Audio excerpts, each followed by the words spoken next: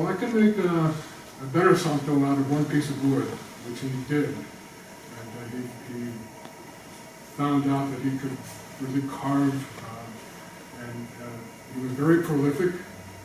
He would carve santos, but he would also carve non-religious sculptures. And most of them are only like that big. You'd find the wood out in the mountains. And around 1936, a fellow named Berlin Hunter, who was with the Federal Arts Project, discovered Patrociño and started to promote his work. 8 of his pieces went to New York in 1938, I think it was, to the Museum of Modern Art. Patrociño was called by Time magazine the discovery of the year. But the problem was, he was so kind of involved, he was a complex character, and a lot of his handlers thought that he wouldn't do well with fame, so they kind of brought him back to Taos. And Patrociño would like to smoke, like to drink. He would often just be on the Taos Plaza, and he'd give away his sculptures or sell them for a few bucks so he could get a drink. Knowing full well that those sculptures then would probably be resold for 15, 20 times what he had gotten. In 1931, he married Remedios Josefina Trujillo y Vigil, who was a widow with 4 children. They had 3 children of their own. It was a big family, and Patrociño had to support them all. In 1964, in October, a news item came out. He had fallen asleep in his studio, which was just basically a wooden shed, a shack, and with all the shavings on the floor, and the cigarette and the whiskey, it was an early morning fire, which was the end of Patrociño. There are pieces of, a lot of his work is up at the Harvard Museum in Taos. His son Luis carried on the tradition. His grandson David also carved. And I tried to reach them. They had a gallery up in Taos in 2014. I tried to reach out through Facebook, but I wasn't really able to make contact. So Jonathan Harrell is here, the other actor who is going to play Tony in Astonishing Light, Conversations I Never Had with Patrociño Barela. I'm going to stand in for Marcos Mayas, who will play it in the run. Marcos couldn't make it tonight, so I'm going to play Patrociño. So if you'll give us a second to set up. Well, let me see if there are any questions about Lola. I promised that people could ask some if they had some. Now that I've interrupted you, probably no one will have a question about Lola. But hey! Paola, it sounds like you've been living with this play a long time, and I wonder what attracted you to it. Oh, well, it's a fun play. And they needed a director, and I was there not doing anything at the time, way back when. So, okay, I'll give it a shot. Thanks. And yeah, I had a really fun time just getting to put everything together and creating a vision for it. And it's not a full length, it's like a shorter, it's about an hour runtime roughly. So it was a small amount of time to really put my focus into, which felt safe for me. Not as huge of a commitment to like a 2-hour trilogy or something like that. Yeah. I can work with this. And it was Have you heard of, do you know Tony Morris's work beforehand? No, So this was new to you. brand new, but yeah, it's really well written, really well done. And she has a great philosophy of life. You Yes. have to enjoy that. Absolutely, absolutely, yeah. What's her philosophy of life? Oh, what's there, Rose? Well, and you saw a little bit of that, enjoying every moment and not letting anything just make you sad and give up. Very good. It was charming meeting one of her lovers in our Yeah. little snippet. Am I to assume that in the course of the play, we will get to know a variety of her lovers, Lovers and friends, lovers and friends? Yes, absolutely. in equal snippets. I read something about dolls. Yes. Do you want to tell us about the dolls? Absolutely, yeah, so the lovers and friends appear as dolls from her past, is how they are referenced in the play. And so they kind of come in and out of existence. And so they're referred to as dolls, but they're really just kind of figments from her past. So when I first did it in 2017, I took it quite literally, and I made them more like, marionettes. And this time I wanted to get more into the characters stuff and really kind of bring them more to life than just how I had done it before. And Argos certainly did that. Does Oh. he play the part in the actual? Yes, you saw him in the role that he will play. Oh, good. Yes, And that's a good way to make sure the person doesn't quit. that's right. Or have a problem with something that will take him away completely from the cast. Yeah, if Argos didn't play that role, we would be stuck. Thank you, Argos. Yeah, this has been a problem for a lot of plays, and which is one of the reasons we're wearing masks here, is that we don't want you or Argos or Karina to get sick so that they can't do the play. Yeah, we had that problem the first time. Yeah, So, exactly, Yeah. exactly. we appreciate it, the gesture, absolutely, and likewise, we want to keep everyone in the audience safe. So, Any other questions? Well, I'll ask them the question. Sure. Since the subject is prostitution, and yet this is so lighthearted and wholesome, for people who have children, is this a family-friendly production, or is this an adult-only show? well, there's no sex. Oh, damn. Oh, I probably not. Is that the hook that we're gonna bring everyone in with? No, go ahead. Yeah, I don't know. It's always, I guess it's to each parent's discretion. Yeah, because I would allow my children to come, only because I'm the director, and they've seen mommy on stage swearing up a storm. So this is okay, she references stuff. Is really all. I don't know. I wouldn't encourage kids to come, I guess, if you're nervous about it.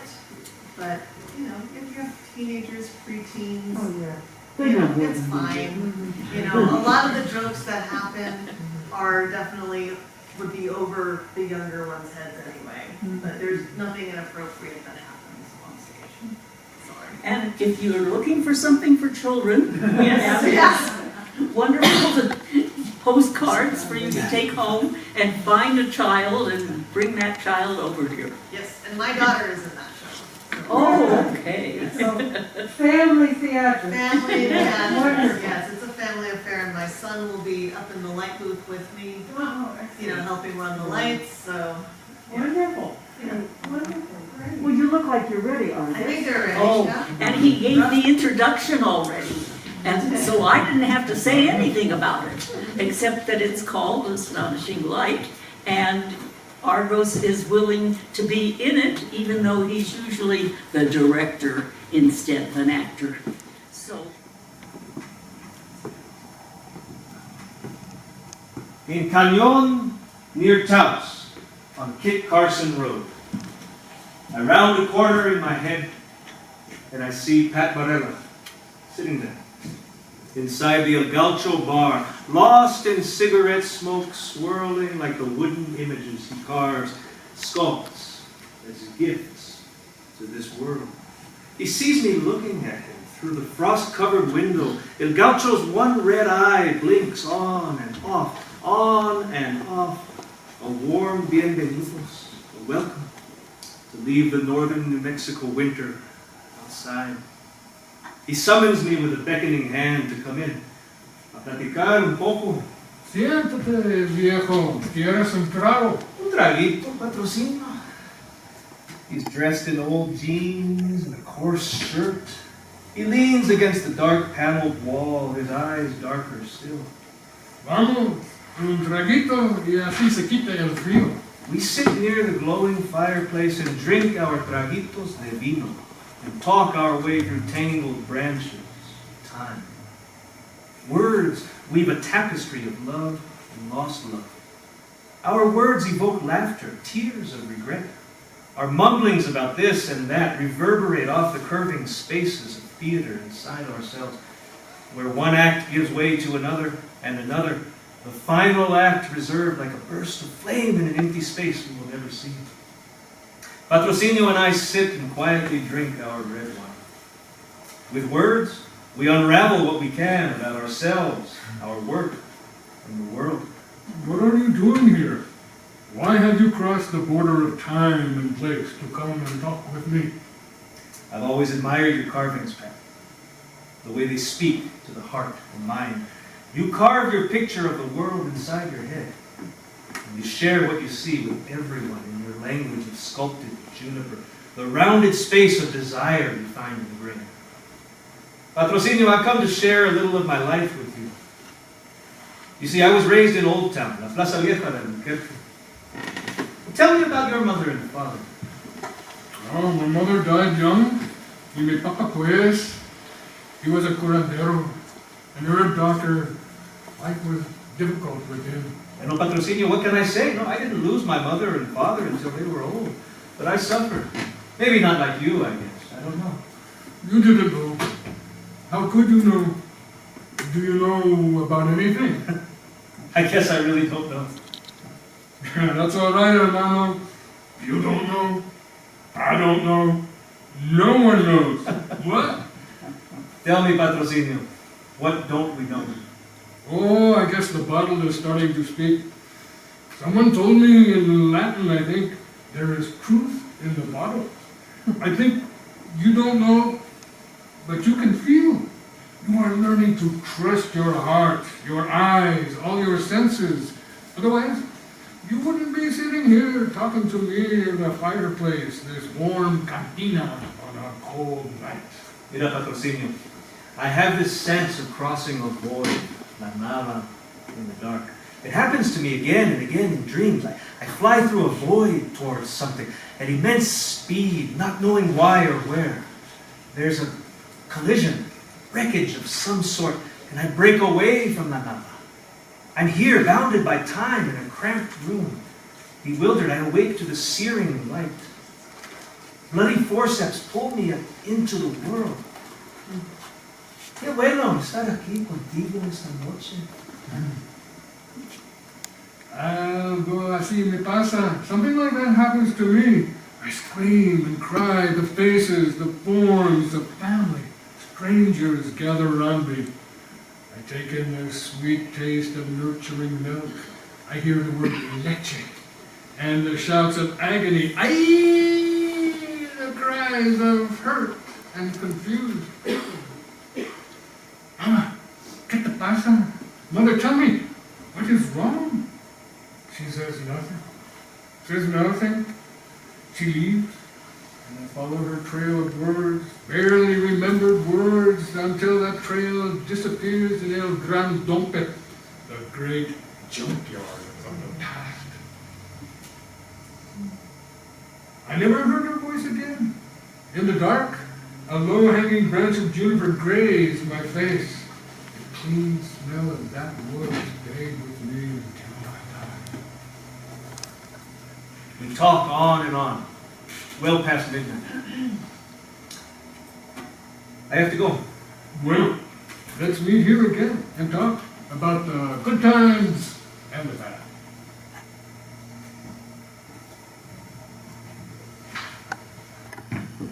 Another time, same patio, San Jeronimo Lodge. Patrociño smokes and speaks softly. Nearby, a jukebox plays the sentimental corridos, the mariachis of long ago and of today. Jorge and Lola sing their canciones of love and death. And I say, tell me about that carving of yours, the one with all the circling circles, the one they call newborn. The real name of all my carvings is in the wood, in the language of gouges and chisels, hermano. I know that piece you call newborn. There's a baby inside the mother, inside the wood, waiting, about to come into the world. It is warm inside the mother, inside the wood. Outside, it is hot or freezing cold. Baby doesn't know. We only knows the moon, the world that circles around the moon, the dark sky with all the stars circling around the world. He knows nothing of this. Only the womb, only the heartbeat of the mother sings the music of the world to him. And we are like that, hermano. We dream that we are alive. An old Spanish playwright, Patrociño, a man named Calderón de la Barca, asked the question, what is life? And here is how he put it. ¿Qué es la vida? And he replied que toda la vida es sueño y los sueños, sueños son. It's true, hermano. All life is a dream, and dreams are only dreams. Hey, that's a good poem, hermano. Maybe you could use those lines. That would be stealing, my friend. Stealing good lines from Calderón. Oh, go ahead and steal them. I don't think you'll mind. I hope not, Patrociño. Later, fui andando en la Plaza de Taos con mi mochila, my backpack, filled with dreams. I could hear the voices, the mariachis inside the El Pueblo bar. The bar beckoned, and somewhere inside I heard the gentle voice of El Pat, a miracle rising in the noisy bar of dark wood and shaded lights. Outside, the Taos night was ablaze with the fire of stars, turned to ash long ago, but ever burning, for us to admire like flares of hope. Oiga, amigo, what's your name? I'm not sure we know our names, Patrociño. I don't like empty titles or the babblings of know-it-alls, esos que se creen mucho. Call me hermano, como me llamaba un amigo. Que en paz descanse. Qué bueno, hermano. Ya sé que estamos los dos, hermanos. Brothers we are, and brothers we will remain. I will carve something for you. A santo, Patrociño? Is that what you'll carve for me? Pues, I didn't say santo. Maybe I'll carve for you a son of a pizza. Yeah, that's what I'll do. A son of a bitch! Oh, Pat, why would you do that? Ah, porque eres muy mal creado, amigo. I'm just kidding. Nomás que estoy tomando el pelo. Un traguito, mano. Pero dime, ¿de dónde vienes? Vengo de una casa que salió como barco a la mar. A ship on the sea or dust whirling away in the desert.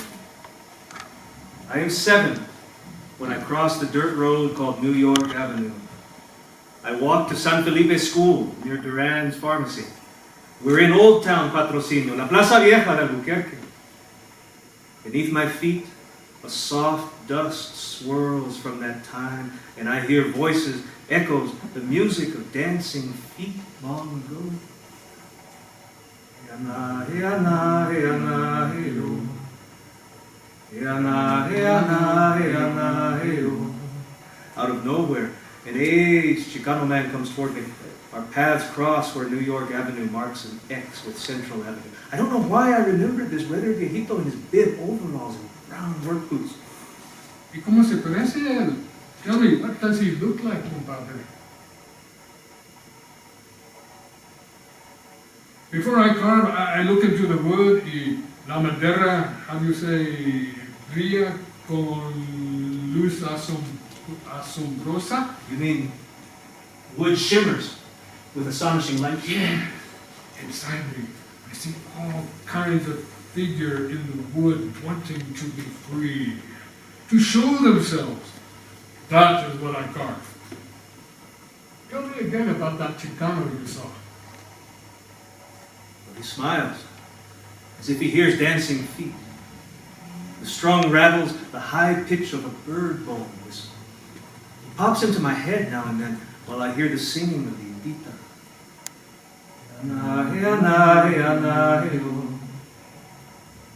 He nods to me and walks straight ahead up New York Avenue. No, he's serious, muy serio. As he moves east, a gunny sack slung over his shoulder. He disturbs the dust of long-gone voices rising in the muted winds of time echoing around the earth.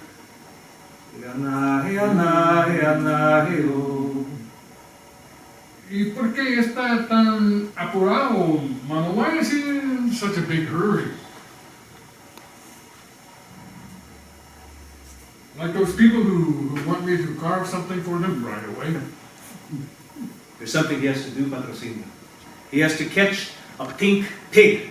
A Neruda pig, tú sabes, the color of dawn.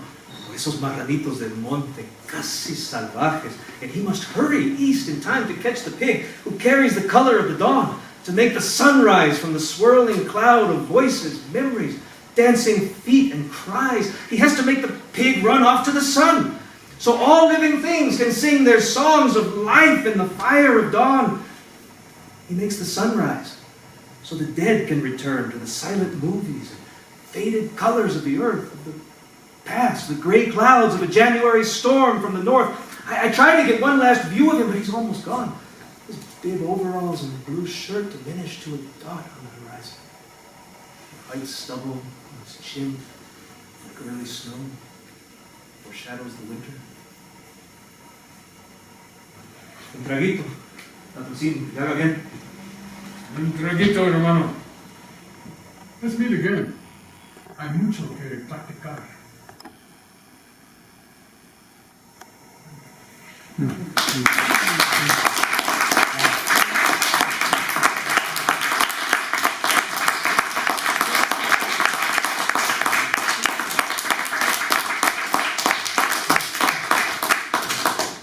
Questions?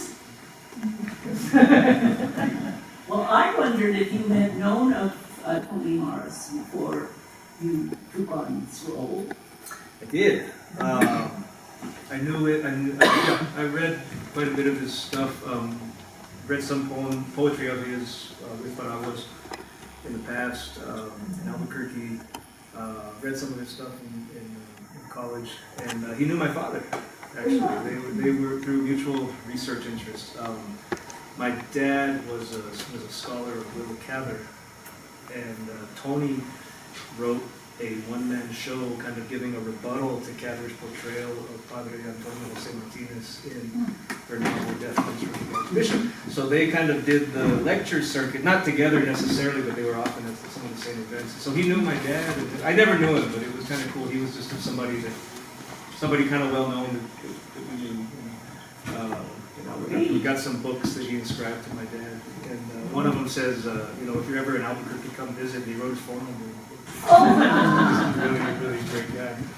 So this really brought your life into a circle here. Yeah, absolutely. Yeah, when Argos mentioned that I was familiar with this poem, in fact, and I was familiar with Patrociño's work, and so when Argos mentioned that he adapted this for the stage, I think he said something. I don't know if you'd be interested in doing this at some point, but we're going to do a reading in August or September. And I said, oh yeah, I'll do it now. That's great. So, Wonderful. yeah. Well, your Spanish is terrific, John. I didn't know you speak that well. Thank you. Well, you're also a coyote, right? I'm also Coyote. Yeah. So Your family in Yeah, I'm Espanola. split right down the middle. So my mother's family is all from the Espanola Valley, multi-generational Mexican family. all bilingual. My father's family's from South Louisiana, so Oh. north of New Mexico, deep south. Grew up with lots of different ways of speaking and lots of good food. So I grew up hearing Spanish all the time. I didn't speak very much when I was a kid, but I was that generation that, grandparents were Spanish dominant. Mother was pretty symmetrical bilingual. I was mostly English, and they would. And that was the same with Tony. Yeah. His parents would only speak English in the house because that's how you get ahead. But he had a grandmother who was fluent in both languages, but would tell him stories in Spanish. So that's where Tony got his Spanish. So it's a rather long poem that we did 3 sections. There's 14 sections in it. But we chose to do it as a reading because it's poetry. You cannot ad-lib, you gotta nail it. So It is a wonderful dialogue. Absolutely. There's so many. The images are amazing. It's still. I'm still trying to wrap my head around some of them. I felt like I was right there on the Hey, Plaza. All we needed was the beer or the red wine. Nice. Absolutely.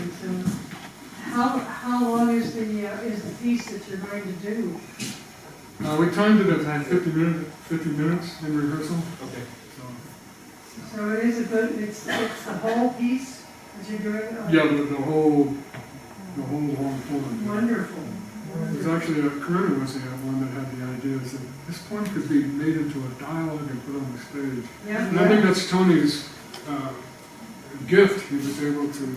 It's so dramatic everything he does, and in both this and particularly in Lola, there's lots of references to La Travesura, the bony-faced one. Death, la muerte misma.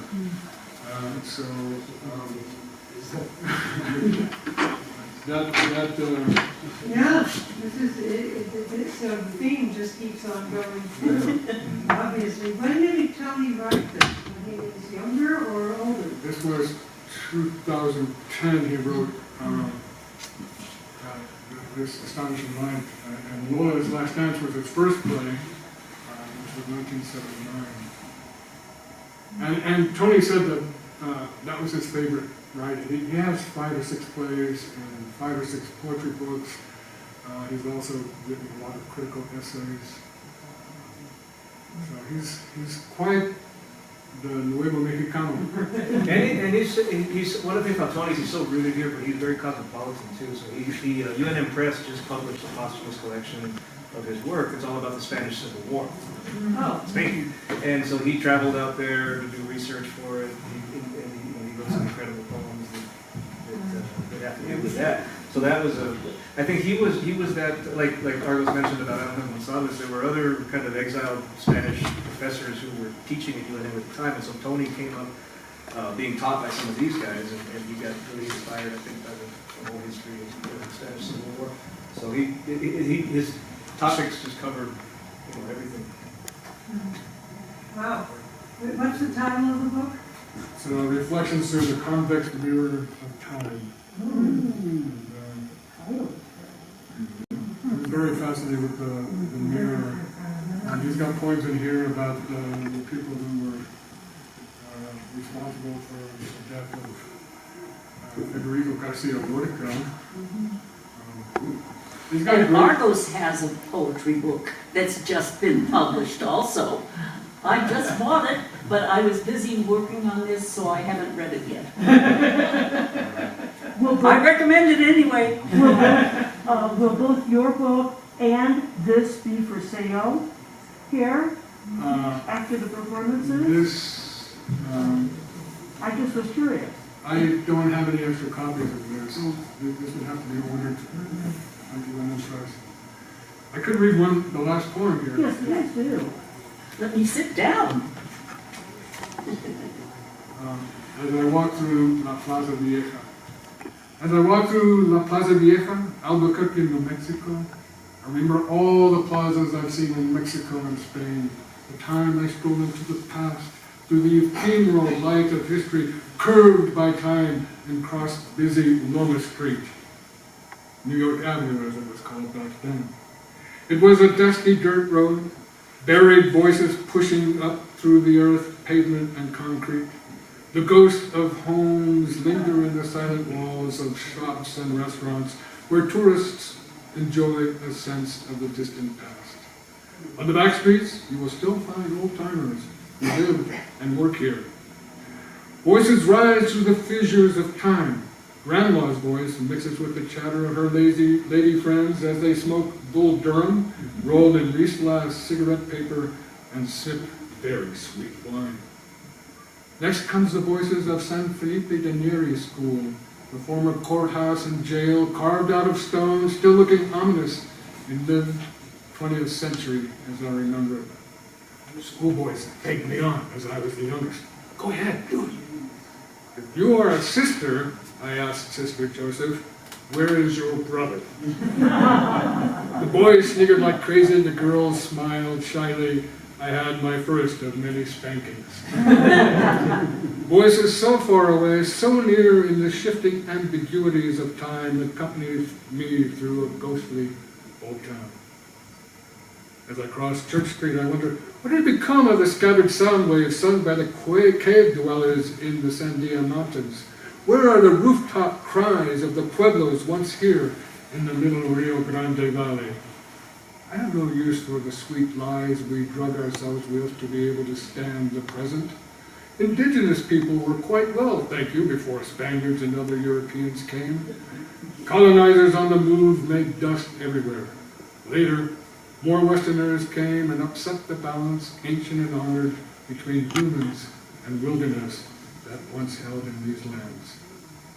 I remember the nuns in black, always black, the priests, little dictators arriving fresh from Franco's Spain, the Irish Jesuit ready to insult you with no provocation needed. I remember how we were forced to pray down on our knees to thank God for Franco's victory over the Reds in Spain.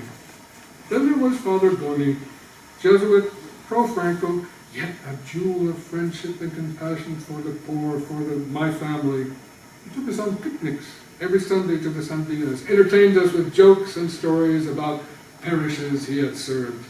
I can still hear his laughter, so profoundly human. Here, in the Plaza Vieja de Albuquerque, the musical notes of old Spanish, the urgent drums, the dances of the pueblos and the tribes illuminate the heavens with melodies that will break your heart. I sense the link between the quark to the atoms and you and I, with my personal trip of blood spilled, of taverns, women and children, of songs in the night, and my passage over the planet. Light years of longing for the rhythms of time that bind to this planet, to everything that is, in the enigmatic dance turning forever among the galaxies. We might as well enjoy it. Now,